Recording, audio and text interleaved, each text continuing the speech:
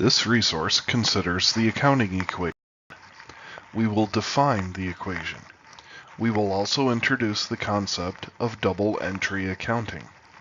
We will consider the roles of debits and credits and see how they impact the accounting equation.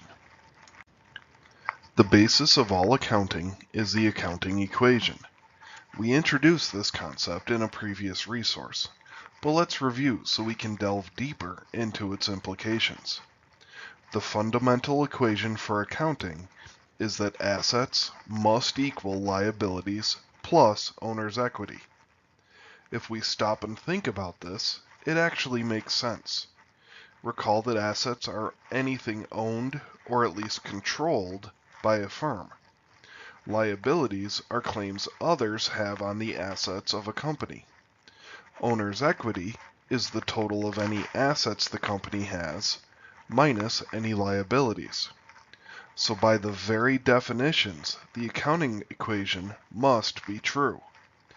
Any assets a company possesses must either need to be paid off, which makes them liabilities, or the company owns outright, which would then be owner's equity. This concept leads to another basic idea, double entry accounting. Any transaction involves some movement of assets, either increasing or decreasing an entity's total assets. Therefore, this transaction must be balanced on the liabilities and owner's equity side.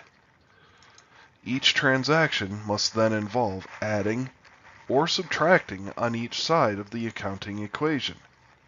Since an entity may perform hundreds of transactions per day, all these pluses and minuses become confusing and difficult to keep track of. Accounting has developed an ingenious way to keep track of the pluses and minuses, the T-table.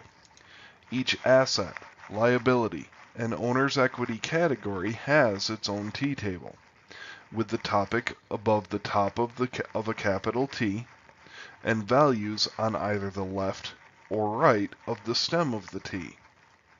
Any entry on the left side of a T-table is called a debit. Any entry on the right is a credit. Don't get confused. Debits and credits really have nothing to do with increasing or decreasing totals. They literally just mean left or right. This leads to another required equivalency in accounting.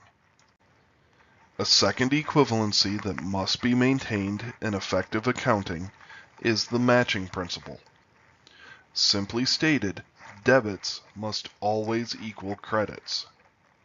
While this is easy enough to state, in practice it becomes much more difficult, especially as the complexity of the transaction increases. Suppose, for example, a company borrows $1,000 from a bank on a long-term note.